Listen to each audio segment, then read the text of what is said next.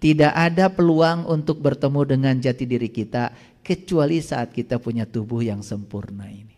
Ini kendaraan terhebat, ini kendaraan yang luar biasa yang disediakan semesta untuk mempertemukan jiwa dengan Dia. Hanya ketika punya tubuh ini kita bisa menemuinya. Makanya di Quran dikatakan, walaqad dara'na li jahannam katsiran minal jinni wal ins lahum qulub la yafqahuna biha walahum a'yunun la yubsiruna biha walahum adhanun la yasma'una biha ulaika kal an'am bal hum adall. Mereka yang punya kolbu tidak digunakan untuk melihat, mendengar dan memahami. Mereka itu sama saja dengan binatang. Ulaika kal an'am bal hum adall, bahkan lebih hina dari binatang. Jadi kesimpulannya, banyak kelihatannya sebagai manusia, tetapi dia tidak bisa menjaga kemanusiaannya sebagai manusia.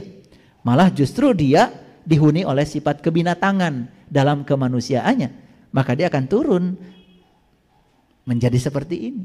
Maka di ayat ini dikatakan mereka akan menjadi kera atau babi. Bahkan di Quran surat Al-Baqarah 65 Allah mengatakan, barang siapa yang melanggar perjanjian dengan Allah, maka aku akan jadikan dia kera yang amat hina. Tahu kera? Kera? Masa nggak tahu? Itu hadirin. Jangan sampai kita di kehidupan yang akan datang malah justru jatuh untuk memenuhi tubuh-tubuh yang lebih rendah. Yuk, mumpung kita sedang menjadi manusia, kita pertahankan kewibawaan sebagai manusia. Gunakan potensi kita sebagai manusia untuk memanusiakan diri kita sebagai manusia. Paham sampai sini? Oke. Bagaimana cara mengurangi karma? Ada caranya tuh. Ternyata ada bonus. Jadi Quran juga ngasih diskon. Barang siapa yang datang membawa amal baik, maka baginya kebaikan 10 kali lipat. Datang kemana? Datang ke sini sekarang di kehidupan ini. Bisa saja nanti kita datang lagi di kehidupan yang akan datang. Tetapi barang siapa yang datang membawa amal baik, maka baginya kebaikan 10 kali. Jadi kalau hari ini kita melakukan kebaikan dan kita harus datang lagi ke sini, maka kebaikan kita dikali 10. Bukankah itu adalah diskon? Dan barang siapa yang datang membawa perbuatan jahat, maka dia tidak diberi pembalasan, melainkan seimbang dengan kejahatannya. Luar biasa. Hadirin, lihat saya semuanya. Jadi kalau hari ini kita mendapatkan balasan dari kejahatan kita, itu sudah diskon. Karena kalau kejahatan itu cuma dikali 1. Tapi kalau kebaikan dikali 10 coba. Masa tidak tertarik untuk berbuat kebaikan? Yuk sekarang uangnya jangan taruh di dompet, taruh di surga. Pindahkan. Jangan taruh di saldo banyak-banyak, taruh di surga. Pindahkan ke surga. Tahu cara memindahkannya? Tahu belum? Ambil uang itu ketika ada orang yang datang ke rumah membutuhkan, kasih. Ambil uang itu secukupnya kalau ada orang yang susah, sakit, kasih. Ambil uang itu kalau ada orang yang perlu bantuan kita, kasih. Itu namanya menyimpan uang di surga. Itulah yang akan jadi bekal kita. Gimana ambil semua? Jangan, sisakan. Jangan jadi orang bodoh baik hati. Nah, itu namanya orang bodoh baik hati, semua dihabiskan sampai dianya susah. Itu jangan. Ya, jangan. Yang paling bagus itu ya tentu saja pertengahan ya. Jadilah umat pertengahan. Baik, kita teruskan. Jadi kebaikan dikali berapa? Keburukan dikali berapa? Oleh siapa? Oleh Allah. Luar biasa bukan? Tertarik melakukan mana? Yuk, semua kebaikan dikali 1. Kalaupun kita terlahir ke sini gak dikali. Tapi kalau semua keburukan cuma dikali 1, tapi kebaikan dikali 10. Nah, kalau saya nggak tunjukkan ayatnya kan nanti nggak percaya. Betul nggak? Nah, coba lihat bahasa Arabnya. Man jaa bil hasanati falahu asyru amsalihha. Asyru 10. Wa man jaa bisayyiati fala yuzailla mislaha wa hum la yudlam. Siapa yang datang membawa kebaikan, kebaikannya dikalikan 10.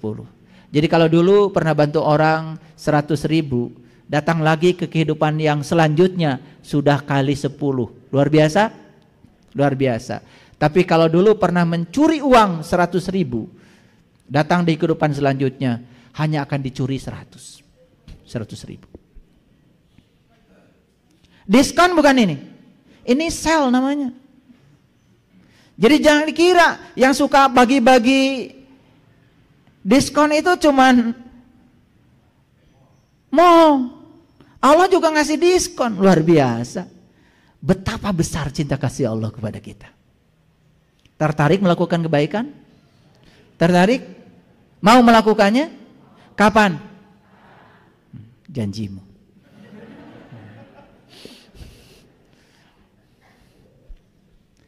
Nah, kita lihat ayat selanjutnya. Ini Quran surat Yunus ayat 30. Di tempat itu tiap-tiap diri merasakan pembalasan dari yang telah dikerjakannya dahulu. Mana tempat itu? Nah, kita kadang-kadang kalau baca Quran tuh suka nggak jelas. Di tempat itu tiap-tiap diri merasakan pembalasan dari apa yang telah dikerjakannya. Mana tempat itu? Mana? Nih. Di tempat itu, di tempat itu, di tempat itu. Kan kita juga melakukan kebaikannya, melakukan sebabnya di tempat itu. Menerima akibatnya di tempat itu. Di tempat itu tiap-tiap diri merasakan pembalasan dari apa yang telah dikerjanya dahulu. Dan mereka dikembalikan kepada Allah, pelindung mereka yang sebenarnya. Dan lenyaplah dari mereka apa yang mereka ada-adakan. Jadi sebelum kembali kepada Allah itu, di tempat itu dia akan menerima pembalasan. Jadi saya kasih tahu sekali lagi, jangan nyubit kalau nggak mau dicubit. Saya mau nanya, dicubit sakit nggak? Apa pesannya? Pesannya apa? Duh, dicubit itu ternyata sakit. Pesannya jangan nyubit. Kalian begitu cubit, sakit, cubit lagi. Begitu apa tidak? Dikata-katain orang gak enak itu sakit. Pesannya apa? Kalian tuh kalau ngejawab pinter. Kalau dikata-katain orang tuh sakit ya? Pesannya apa? Oh, dikata-katain begitu ternyata sakit. Itu pesannya. Saya gak mau mengatakan yang seperti itu pada orang lain. Itu maksudnya Allah. Mengajarkan rasa sakit itu bukan kita menimbulkan sakit yang sama. Pelajarannya apa? Oh, saya dikata-katain gak enak sama orang. Jangan-jangan saya di kehidupan dulu pernah ngata-katain yang sama. Kata ayat ini, di tempat itu tiap-tiap diri akan merasakan pembalasan. Di sini tiap-tiap diri akan merasakan pembalasan. Di sini hadirin. Oleh karena itu, hati-hati dengan kehidupan. Hati-hati. Sing asak-asak tinimangan. Kalau mau berkata, bertindak, pikirkan dulu yang matang. Kalau mau mengatakan sesuatu, timang-timang. Yang mau dikatakan ini nyinggung orang apa tidak? Menyakiti orang apa tidak? Coba belajar begitu. Luar biasa. Kalau nggak percaya nanti buka lagi di rumah surat Yunus ayat ke-30 ini. Ya. Di tempat itu tiap-tiap diri merasakan pembalasan dari apa yang telah dikerjakannya dahulu, dan mereka dikembalikan kepada Allah, pelindung mereka. Jadi sebelum dikembalikan kepada Allah, tiap-tiap diri harus merasakan pembalasan dulu. Di tempat mana? Di tempat itu. Di mana? Di sini. Sekarang masih mau menolak? Masih mau menolak? Sok sekarang. Semua kebaikan yang kita terima itu karma baik kita. Semua keburukan yang kita terima itu pun sebab yang menimbulkannya adalah kita sendiri. Belajar bertanggung jawab. Baru keren. Nah, itulah. Kalau ngaji sudah sampai di situ, aduh, keren. Saya tambah lagi, Quran surat Hud ayat 109. Dan sesungguhnya kami pasti akan menyempurnakan dengan seadil-adilnya pembalasan mereka, dengan tidak dikurangi sedikit pun. Kira-kira yang tidak dikurangi apa? Kejahatan. Karena kalau kebaikan kan tadi udah dikali 10. Masih ragu-ragu? Oke. Di mana kita menyelesaikan semua utang itu? Perhatikan. Raga manusia merupakan wadah dari berbagai kisah perilaku yang diperbuatnya pada zaman dahulu. Itu yang disebut dengan suratan takdir. Jadi kalau gitu suratan takdir siapa penciptanya? Siapa? Kita dari tadi. Siapa? Saya gitu, ya Allah. Bilang saya aja nggak mau, maunya bareng-bareng. Kita hati-hati termasuk saya. Raga manusia merupakan wadah dari berbagai kisah perilaku yang diperbuatnya pada zaman dahulu. Itu namanya suratan kehidupan. Lihat saya semuanya. Wajah kita begini, itu data kita. Bukan Allah mau menciptakan si A pesek, si B mancung. No. Makanya di tubuh kita ada sel. Di setiap sel ada DNA. Di setiap DNA itu ada 3 miliar data. DNA itu adalah pusat data kita. Itu yang disebut dengan fitrah genetika kita. Kita datang ke dunia wajahnya seperti ini. Golongan darahnya seperti itu data kita. Kenapa? Karena tubuh kita akan dipakai oleh jiwa kita yang akan menyelesaikan utangnya sendiri. Dan untuk menyelesaikan utang itu perlu tubuh yang sama frekuensinya dengan jiwa yang datang ke sini. Ngerti sekarang? Itulah fisika dengan metafisika itu simetri. Luar biasa. Ya? Nah, nanti lebih jauh lagi, kenali diri kita. Tubuh kita ini saja sudah sangat luar biasa hebatnya. Di sini ada namanya pineal gland, besarnya itu cuma lebih besar sedikit dari ukuran beras. Tetapi dia itu terbuat dari piezoelektrik namanya itu. Piezoelektrik itu adalah kristal yang memiliki sifat piezoelektrik. Piezoelektrik itu apa artinya? Suatu bahan di material di alam semesta ini, kalau dia mendapatkan tekanan mekanik, dia akan berubah menjadi listrik. Jadi pineal gland kita ini, batara guru kita ini terbuat dari kristal-kristal piezoelektrik, dan kalau mendapatkan sedikit saja tekanan, dia akan memancarkan gelombang elektromagnetik yang sangat luar biasa. Kapan itu bisa terjadi? Itulah harus tahu ilmunya. Kalau kalian bisa masuk ke situ, pineal gland ini bisa menghasilkan morfin dengan kekuatan 200 kali lebih hebat daripada morfin sintesa buatan manusia. Sebetulnya tidak perlu ada narkoba kalau mereka tahu kekuatan pineal gland ini. Luar biasa. Bahkan itu bisa menimbulkan kecerdasan, bisa menimbulkan kesehatan, bisa mengaktifkan medan kuantum yang ada pada diri setiap manusia. Luar biasa. Gimana cara mengaktifkannya? Salah satunya belajar olah nafas. Ketika kita tarik nafas dalam-dalam, ini otak kita ini terhubung ya dari ujung sini lewat tulang belakang sampai ke tulang ekor. Ketika kita tarik nafas, menekan bagian sini, di sini ada zat kimia yang didorong ke atas melalui tulang belakang naik ke sini.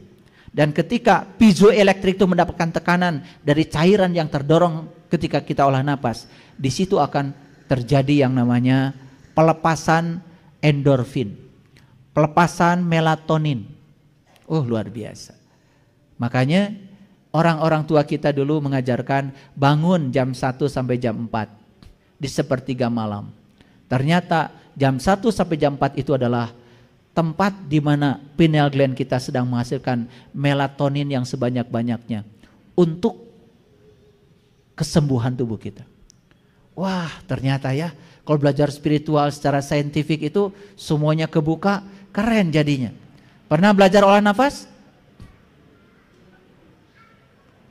Saya dari tadi nanya, kalian tuh selama ini belajarnya apa? Tanya belajar ini enggak, belajar ini enggak, yang pokok-pokok enggak. Itulah yang menyebabkan kita sekarang hidupnya penuh dengan, maaf dalam tanda kutip, penderitaan. Banyak konflik. Karena potensi besar yang Allah berikan pada kita sampai sekarang belum kita manfaatkan. Baik, di mana catatan karma itu berada? Catatan karma yang berada pada diri seseorang terjadi secara pasti. Tubuh manusia adalah kumpulan data yang membungkus daya kehidupan. Tubuh manusia menyandang karma yang tidak dapat ditolaknya. Bentuk tubuh, wajah, warna kulit dan sebagainya bukanlah sebuah halangan untuk menerima catatan kehidupan di masa lalu. Jadi semua bentuk tubuh dan lain sebagainya termasuk warna kulit itu semua bersesuaian dengan jiwa yang ada di dalamnya. Itu sudah sangat simetri dalam rangka menyelesaikan utang jiwa kita sendiri. Terimalah diri kita apa adanya sekarang. Oh, ternyata luar biasa ya Allah menciptakan tubuh ini. Nah, hasil akhir dari pelajaran kita hari ini ya, 1, yuk kita waspada terhadap segala perilaku. 2, pertimbangkan sebaik mungkin kata yang mau diucapkan, karena setiap kata yang diucapkan akan tersimpan datanya dalam diri kita. 3, bertimbang cipta sebelum bertindak. Yang keempat, merasa sebelum terasa, terasa sebelum merasa. 5, tepa salira, perlakukan orang lain seperti kita ingin diperlakukan. 6, tidak menjadi penghambat bagi orang lain yang sedang menjalani karmanya. Yang ke-7, mampu berdamai dengan segala keadaan. Sudah bisa berdamai dengan segala keadaan sekarang? Kenapa? Sudah tahu ilmunya. Tidak ada sesuatu yang datang kepada saya kecuali saya yang mengundangnya. Sekarang saya terima dan saya bertanggung jawab terhadap semua itu. Enak tidak enak, dalam pandangan Allah itu adalah kebenaran. 8, mampu berdamai dengan diri sendiri ketika susah maupun senang. 9, matang dalam mengambil keputusan. 10, meninggalkan lakon yang tidak berguna bagi alam semesta. Semua hal yang tidak berguna, lakon-lakon itu tinggalkan sekarang juga. 11, senantiasa bercipta bersih, menimbang sebaik mungkin apa yang akan dilakukan. 12, menyadari kesalahan yang harus diakhiri dan memutus mata rantai karma. 13, tidak menambah jumlah rekaman keburukan lagi. Yuk, sayangi diri kita. Ingin pulang kepada Allah? Yuk, kalau ingin pulang kepada Allah, gunakan bagian dari kajian kita hari ini untuk bisa menerima semua hal yang terjadi dalam hidup apa adanya. Belajar bertanggung jawab. Setiap kita menerima akibat, itu adalah sebab yang kita buat. Tidak mungkin hari ini kita panen jagung kalau kita tidak menanam jagung. Tidak mungkin hari ini kita panen padi kalau tidak menanam padi. Semua yang sedang kita panen hari ini adalah buah tanam kita sendiri. Setuju? Setuju? Oke. Dengan kajian ini kita punya paradigma baru. Oh, seperti itu cara memahami kehidupan. Sekarang saya lebih sadar lagi. Waspada. Waspada. Terima kasih. Assalamualaikum warahmatullahi wabarakatuh.